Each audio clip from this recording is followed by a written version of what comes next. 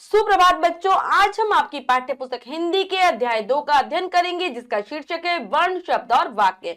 तो चलिए पाठ को पढ़ते हैं और जानते हैं सभी के बारे में विस्तार पूर्वक। अध्याय 2, वर्ण, शब्द और वाक्य। पाठ का उद्देश्य जान लेते हैं। वर्ण का परिचय यानी कि वर्ण क्या होते हैं जानेंगे। वर्णमाला का ज्ञान सीखेंगे कि वर्णमाला में कौन कौन से वर्ण आते हैं। शब्द का अर्थ एवं प्रयोग करना सीखेंगे और वाक्य का अर्थ एवं प्रयोग करना हम सीखेंगे। आओ दोहराएं। स्वर और व्यंजन सुनाएं। आपको स्वर और व्यंजन सुनाने हैं। स्वरों की कुल संख्या कितनी है? 11 है। वर्णों का वह मेल जिससे कोई अर्थ प्रकट हो शब्द कहलाता है। बच्चों, दिन भर हम बहुत सी ध्वनियां सुनते हैं। बोलने के लिए हर प्राणी अलग अलग ध्वनियां निकालता है। जैसे तो हम बच्चों पूरे दिन हमें बहुत सारी ध्वनियां सुनाई देती है, हम बहुत सारी ध्वनियां बोलते भी हैं, उच्चारण भी करते हैं। तो बोलने के लिए हर प्राणी अलग अलग तरीके से बोलता है, तो अलग अलग ध्वनियों को निकालता है या कुछ भी बोलता है अपने हिसाब से, अपने विचारों को प्रकट करने के लिए। जैसे किताब, दरवाजा और कलम। तो किताब में जो वर्ण आए का जमा ई जमा त जमा आ जमा बा जमा अ। दरवाजा में आए द जमा अ जमा र जमा अ जमा व जमा आ जमा ज जमा आ दरवाजा। कलम में का जमा अ जमा ल जमा अ जमा म जमा आ कलम। बच्चों, ऊपर दिए गए चित्रों को ध्यान से देखिए। तो हमने चित्रों को ध्यान से देखा। चित्रों के साथ उनके नाम भी दिए गए हैं जिनको हमने पढ़ा। जैसे किताब, दरवाजा और कलम। हमारे मुख से निकलने वाली ध्वनियों से ही भाषा बनती है। जो हमारे मुख से ध्वनियां निकलती है वो ही मिलकर भाषा का रूप धारण कर लेती है। इन ध्वनियों को जब लिखा जाता है तो वे वर्ण कहलाती है। तो बच्चों, वर्ण क्या हो गया? हमारे मुख से निकलने वाली ध्वनियों का लिखित रूप क्या है? वर्ण है। वर्ण या अक्षर भाषा की सबसे छोटी ध्वनि होती है, सबसे छोटी इकाई होती है। इसके टुकड़े नहीं किए जा सकते। इस प्रकार से इसकी परिभाषा है। इसकी परिभाषा होगी, सबसे छोटी ध्वनि जिसके टुकड़े नहीं हो सकते वह वर्ण या अक्षर कहलाती है। अब आती है वर्णमाला। वर्णमाला क्या होती है? जिस प्रकार मोतियों को पिरोकर माला बनती है, उसी प्रकार वर्णों, स्वर व व्यंजन को मिलाकर हिंदी की वर्णमाला बनती है। हिंदी वर्णमाला में 44 वर्ण है। वर्णमाला के ये सारे वर्ण एक निश्चित क्रम में होते हैं। इस प्रकार अक्षरों या वर्णों के व्यवस्थित समूह को वर्णमाला कहते हैं। परिभाषा है, जैसे आपने देखा होगा बच्चों, माला में क्या होते हैं? बहुत सारे मोती होते हैं या फिर बहुत सारे फूल होते हैं, उनको पिरोकर एक धागे में माला बनाई जाती है। ऐसे ही जब हम वर्णों को एक व्यवस्थित क्रमबद्ध समूह में व्यवस्थित कर देते हैं तो वह वर्णमाला कहलाती है। अगर हम हिंदी वर्णमाला की बात करें तो इसमें 44 वर्ण है, जिसमें से 11 स्वर हैं और 33 व्यंजन है। अब आता है वर्णों के प्रकार। वर्ण दो प्रकार के होते हैं, स्वर और व्यंजन। सबसे पहले स्वर के बारे में जानते हैं कि स्वर क्या होते हैं। स्वर वे वर्ण होते हैं जिनके उच्चारण में हमें किसी अन्य वर्ण की सहायता लेनी नहीं पड़ती। हिंदी में 11 स्वर हैं। तो बच्चों, जो स्वर होते हैं इनकी संख्या 11 है, अपने आप ही स्वतंत्र इकाई है। इनके उच्चारण में अन्य वर्ण की सहायता नहीं लेनी पड़ती है। तो अ, ई, उ, री, ए, ऐ, ओ, औ ये हमारे स्वर हैं। फिर आते हैं व्यंजन। व्यंजन वे वर्ण होते हैं जिनके उच्चारण के लिए हमें स्वरों की सहायता लेनी पड़ती है। हिंदी में 33 व्यंजन है। तो बच्चों, हम व्यंजन का उच्चारण स्वरों के बिना नहीं कर सकते। इनके उच्चारण में स्वरों की सहायता लेनी पड़ती है। संख्या 33 होती है और हर व्यंजन वर्ण के साथ अस्वर मिला होता है, तभी हम उच्चारण कर पाते हैं। ठीक है, जैसे यहाँ पर 5 वर्ग बनाए हैं, 5 वर्णों के। क वर्ग में क, ख, घ, अंगा आते हैं। फिर आता है च वर्ग, यानी कि जिस वर्ण से 5 वर्ण शुरू होते हैं उसी के आधार पर नाम है। जैसे क से शुरू है तो क वर्ग, चा से शुरू है तो च वर्ग, चा, छा, जा, झा, इया। फिर आता है ट वर्ग, टा, ठ, ड, ढ, ड़। त वर्ग, ता, थ, द, ध, न। प वर्ग, प, फ, ब, भ, म। तो ये 25 व्यंजन हो गए।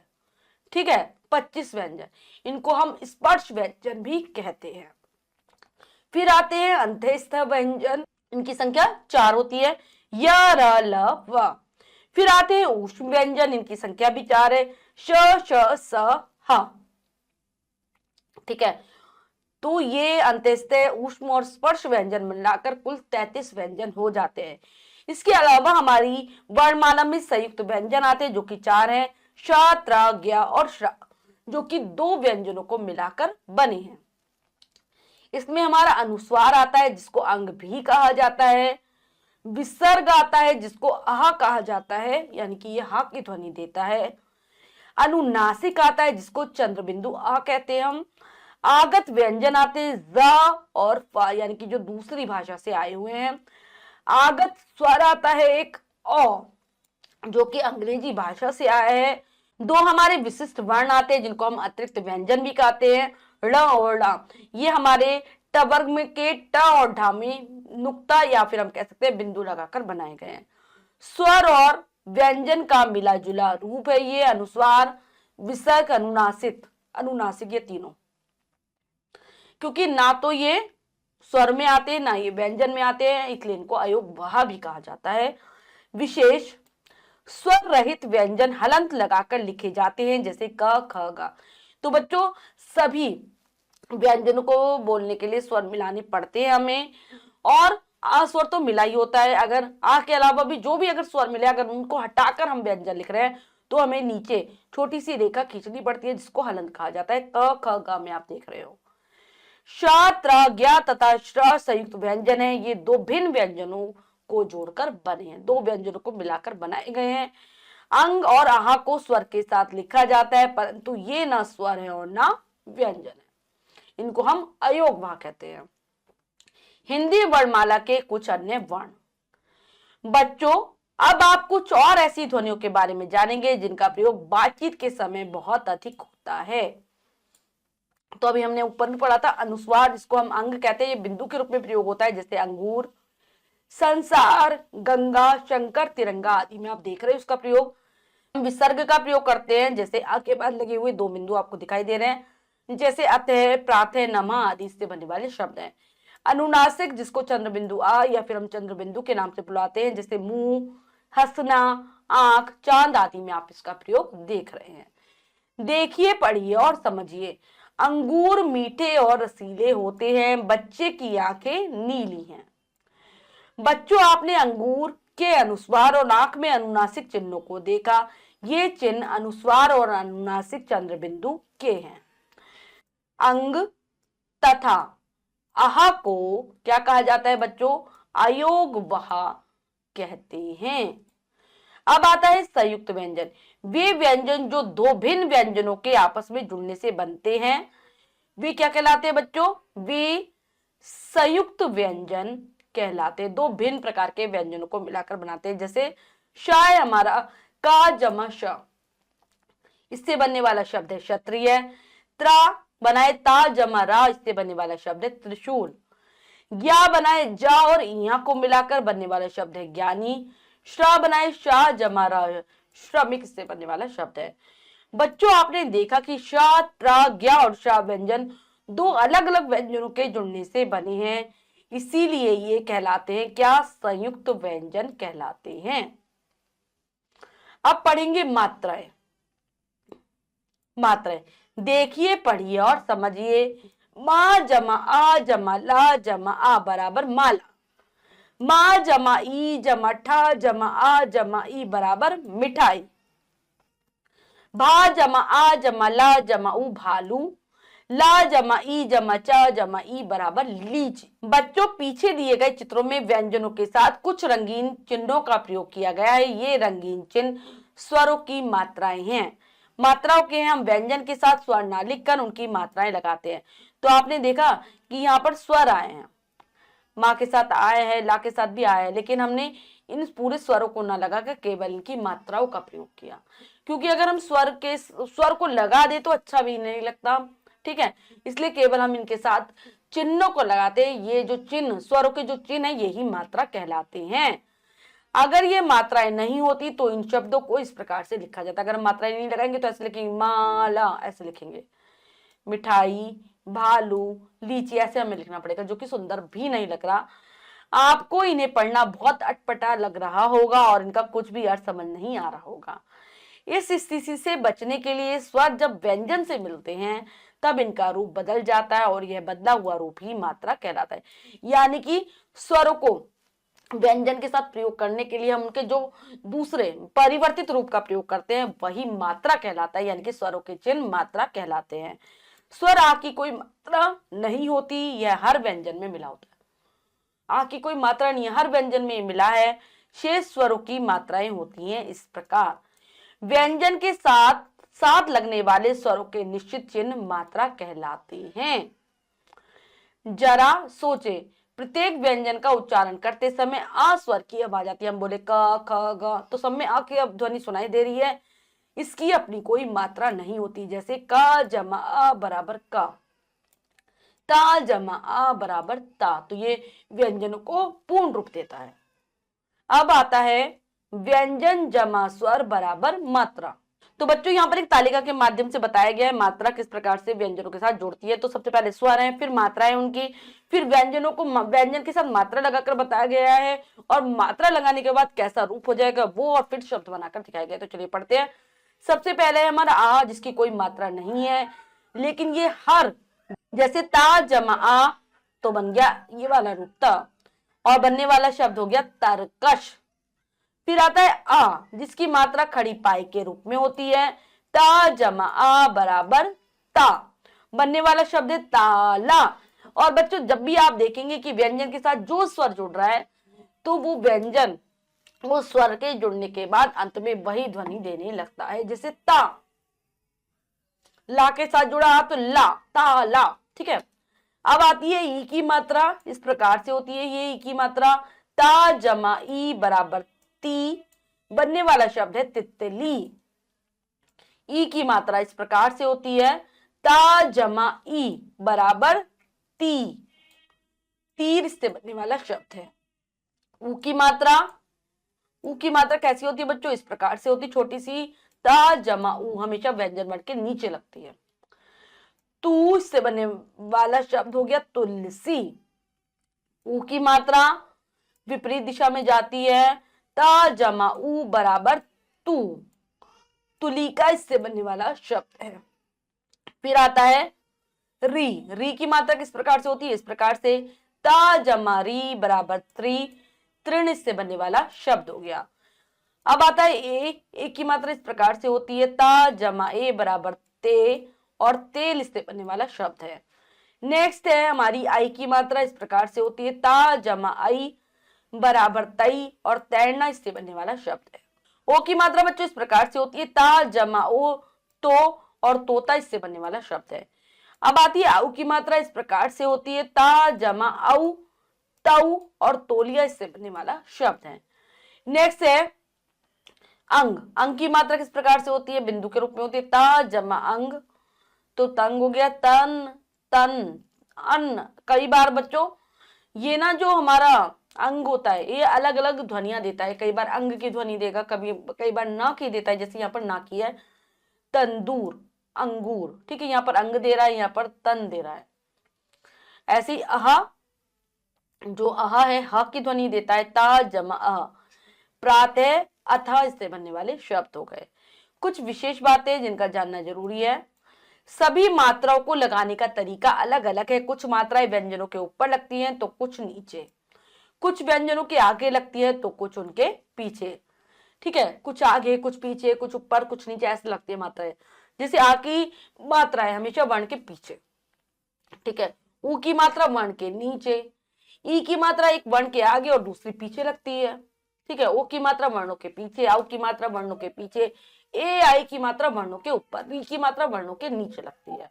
बच्चों जो हमारा रा वर्ण है वो एक विशेष व्यंजन है, उस पर रा पर ऊ या ऊ की मात्रा उसके पेट में लगती है, हमेशा पेट में लगती है, इसमें नीचे नहीं लगती। जैसे रा जमा ऊ रू, और रुपया इससे बनने वाला शब्द हो गया। रा जमा ऊ रू, रुमाल इससे बनने वाला शब्द है। री की मात्रा हमेशा व्यंजन के नीचे पैर पर लगती है। जैसे का जमा री क्री, और कृपा और कृष्णा इससे बनने वाले शब्द हो गए। तो हमने वर्णों के बारे में जाना, अब जानते हैं शब्द के बारे में। ध्वनियों या वर्णों के मेल से शब्द बनते हैं। प्रत्येक शब्द का कोई ना कोई अर्थ होता है। इस प्रकार वर्णों के सार्थक मेल को शब्द कहते हैं। तो ध्वनियों को या वर्णों को जब आपस में जोड़ा जाता है तो शब्दों की रचना होती है। लेकिन शब्द तभी कहलाएगा जब उसका कोई अर्थ होगा। अगर अर्थ नहीं होगा तो वह शब्द नहीं कहलाएगा। तो वर्णों का सार्थक मेल ही शब्द कहलाता है। उदाहरण है सा जमा उ जमा र जमा अ जमा ज जमा आ बराबर सूरज। का जमा ए जमा ल जमा आ बराबर बन गया केला। घा जमा ओ जमा ड जमा आ बराबर घोड़ा। गा जमा ई जमा ला जमा आ जमा स जमा आ बराबर गिलास बन गया। तो सूरज एक तारे का नाम है, केला एक फल का नाम है, घोड़ा एक पशु का नाम है और गिलास एक वस्तु का नाम है। इन सभी शब्दों का कोई ना कोई अर्थ है। इस प्रकार ये सभी शब्द, अगर इनका अर्थ नहीं होता तो ये शब्द नहीं होते। यदि इन शब्दों के वर्णों में उलटफेर कर दे तो शब्द इस प्रकार बनेंगे। यानी कि हमने वर्णों को सही समूह में व्यवस्थित किया है तभी शब्द बने। अगर हम इनका वर्णों का जो क्रम है ये बदल दें, उल्टा पुल्टा कर दें, तो जैसे जरसू कोई अर्थ नहीं रहेगा, लाके कोई अर्थ नहीं, लाघो कोई अर्थ नहीं और सलागी कोई अर्थ नहीं। तो बच्चों हर शब्द को लिखने के लिए वर्णों का सही जगह पर प्रयोग करना चाहिए, अतः हम कह सकते हैं। तो शब्द तभी बनेगा जब वर्णों का सही जगह पर प्रयोग होगा। परिभाषा है वर्णों का सही मेल जिसका कोई अर्थ हो शब्द कहलाता है। अब आता है वाक्य। जिस प्रकार वर्णों के सही मेल से शब्द बनते हैं ठीक उसी प्रकार शब्दों के सही मेल से वाक्य बनते हैं। जिस प्रकार से हम वर्णों को सही क्रम में जब व्यवस्थित कर देते हैं तो शब्द बनता है, यानी कि उसका कोई अर्थ होना चाहिए। इसी प्रकार हमें शब्दों को भी सही क्रम में व्यवस्थित करना होता है तभी वाक्य की रचना होती है। यहाँ कुछ शब्द दिए गए जैसे गाय, चर, घास, है, रही। यदि हम इन शब्दों को मिलाकर एक जगह रख देंगे तो वह वाक्य नहीं कहलाएगा, वह निरर्थक वाक्य बन जाएगा।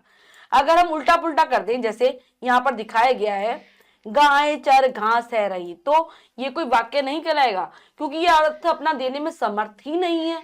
हम अपनी मर्जी से कोई भी शब्द को कहीं पर भी नहीं रख सकते, उसको सही क्रम में व्यवस्थित होना जरूरी है। लेकिन जब हम इन्हीं शब्दों को सही क्रम में लगाकर एक साथ लिखेंगे तो वह सार्थक वाक्य बन जाएगा। अगर हम उल्टा पुल्टा लगाते और वाक्य बनाने की कोशिश करते तो निरर्थक है, वो बेकार है। लेकिन अगर हम सही क्रम में लगाते हैं तो सार्थक वाक्य की रचना होती है और उसे ही हम वाक्य कहते हैं। जैसे गाय, घास, चर रही है, इसका कोई अर्थ है। हम आपसी बातचीत में वाक्यों का प्रयोग करते हैं, इन्हीं वाक्यों से भाषा बनती है। इस प्रकार तो हम आपस में बातचीत के लिए किसका प्रयोग करते हैं? हम वर्णों का प्रयोग करते हैं? नहीं। शब्दों का प्रयोग करते हैं? नहीं। हम वाक्यों का प्रयोग करते हैं। वर्णों के मिल से शब्द, शब्दों के मिल से वाक्य का निर्माण होता है और वाक्यों के मिल से भाषा बनती है। हम भाषा में बातचीत करते हैं। तो शब्दों के सही और अर्थपूर्ण मेल को वाक्य कहते हैं। तो वाक्य के लिए जरूरी है कि वो शब्द सही क्रम में हो और कोई अर्थ दे रहे हो, यानी कि हमारी बात पूर्ण तरीके से स्पष्ट हो जाए। अब आता है वाक्य के अंग। वाक्य के दो अंग होते हैं, उद्देश्य तथा विधेय, यानी कि इन दोनों से मिलकर ही वाक्य की रचना होती है। सबसे पहला है उद्देश्य। वाक्य में कर्ता के बारे में सूचना देने वाला भाग उद्देश्य कहलाता है। यानी कि वाक्य में जिसके बारे में कुछ बताया जाता है, यानी कि कर्ता के बारे में बात की जा रही होती है, उसके बारे में कुछ बताया जा रहा होता है, तो वह भाग वो उद्देश्य कहलाएगा।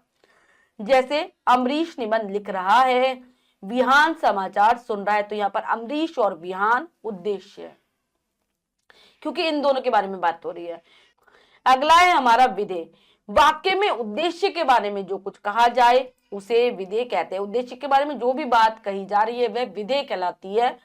जैसे उपयुक्त वाक्य में अमरीश व विहान क्या है? ये दोनों हमारे उद्देश्य है। तथा निबंध लिख रहा है एवं समाचार सुन रहा है, ये दोनों क्या हो गए? ये हमारे हो गए विधेय। याद रखें मात्राएं स्वरों की होती है, व्यंजनों की नहीं। तो स्वरों का ही परिवर्तित रूप मात्रा कहलाता है, व्यंजनों का कोई रूप परिवर्तन नहीं होता। क्या आप जानते हैं शब्द दो तरह के होते हैं, सार्थक और निरर्थक। एक सार्थक यानी कि जिनका कोई अर्थ होता है, निरर्थक जिनका कोई अर्थ नहीं होता, वो बेकार है, व्याकरण में हम उनकी चर्चा नहीं करते। प्रत्येक वाक्य में एक उद्देश्य और एक विधेय होता है, तो हर वाक्य में एक उद्देश्य और एक विधेय का होना जरूरी है, तभी वाक्य पूर्ण बनता है। हमने जो भी सीखा है दोहराएंगे। हमने सीखा में से भाषा की सबसे छोटी इकाई वर्ण है। वर्ण दो प्रकार के होते हैं, स्वर, व्यंजन। स्वरों की संख्या 11 तथा व्यंजनों की 33 है।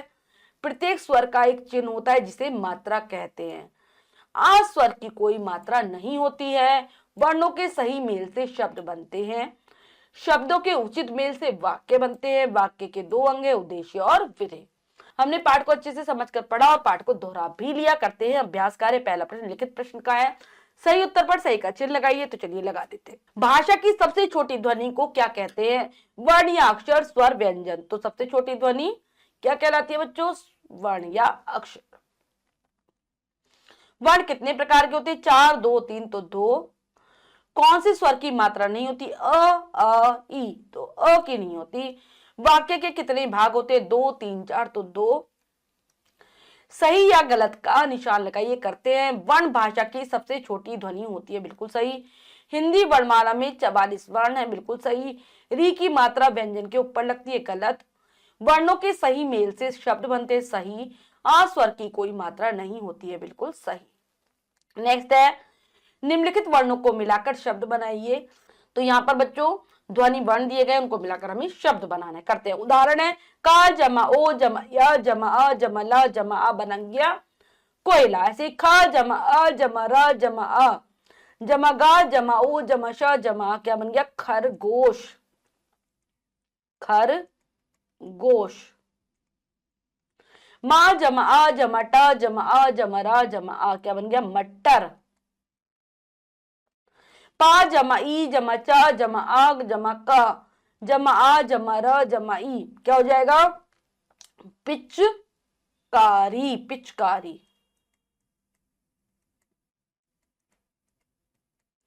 रा जमा ए जमा ल जमा आ जमा ग जमा आ जमा ड़ा जमा ई, क्या बन गया? रेलगाड़ी। रेलगाड़ी। सा जमा आई जमा ना जमा ई जमा क जमा आ, क्या बन गया? सैनिक। नेक्स्ट है, नीचे दिए गए शब्दों के वर्णों को अलग अलग करके लिखिए। अब हमें अलग करना है। तो तरबूज है, कैसे करेंगे? त जमा आ जमा र जमा आ जमा ब जमा उ जमा ज जमा आ, तरबूज हो गया। नेक्स्ट है ढोलक, कैसे करेंगे? ढ जमा ओ जमा ल जमा अ जमा क और जमा आ, ढोलक। नेक्स्ट है गुब्बारा, ग जमा उ जमा ब। ठीक है, ये आधा है तो इसमें अ नहीं जुड़ा हुआ। जमा ब जमा अ जमा र और जमा आ, गुब्बारा। फिर है हल, ह जमा अ जमा ल और जमा आ, हल। नीचे दिए गए वाक्यों में शब्दों को सही क्रम में लगाकर उचित वाक्य बनाइए। तो उलट पुलट लिख के हमें सही करना है। फल में रखे हैं, रसोई हैं। तो क्या आ जाएगा? रसोई। रसोई में फल रखे हैं।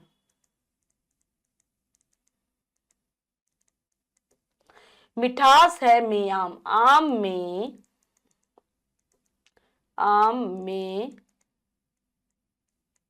मिठास है। रहा किशन है घूम बाजार में। तो क्या आ जाएगा? किशन बाजार में घूम रहा है। अगला है, रही तैर है बत्तख पानी में। तो क्या आ जाएगा? बत्तख पानी में, पानी में तैर रही है। इसके बाद अगला है, लाल रंग की है मेरी पेंसिल। तो क्या आ जाएगा? मेरी पेंसिल, मेरी पेंसिल लाल रंग की मेरी पेंसिल लाल रंग की है। नीचे दिए गए वर्णों को सही क्रम में लगाकर शब्द बनाइए। तो चलिए बनाते हैं। ला या को लिखा है तो कोयल, घोड़ा, गिलास, अगला है मूली, फिर है ताज महल, सूरज, फिर है कछुआ, कछुआ, तोता। नीचे दिए गए शब्दों को अटपटे ढंग से लिखा है। अब आप चित्र देखकर उनमें मात्रा लगाकर लिखिए। तो किताब, इन्होंने स्वर लिखे हैं साथ में, लेकिन हमें मात्रा लगानी है। किताब, खरगोश और भालू। अनुनासिक या अनुस्वार लगाकर शब्द दोबारा लिखिए। तो चलिए करते हैं। चांद, रंग, आंख, आंख हो गया। फिर है घंटी, चंदन,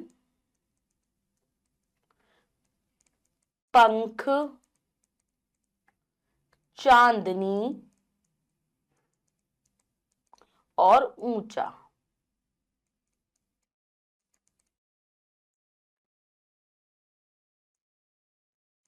ऊंचा। निम्नलिखित प्रश्नों के उत्तर दीजिए। वर्ण कितने प्रकार के होते हैं? नाम लिखिए, उत्तर स्वयं देंगे, कार्य अपने अभ्यास पुस्तिका में कर लेंगे। अनुस्वार और अनुनासिक का प्रयोग करके दो दो शब्द लिखिए। तो चलिए कर देते हैं।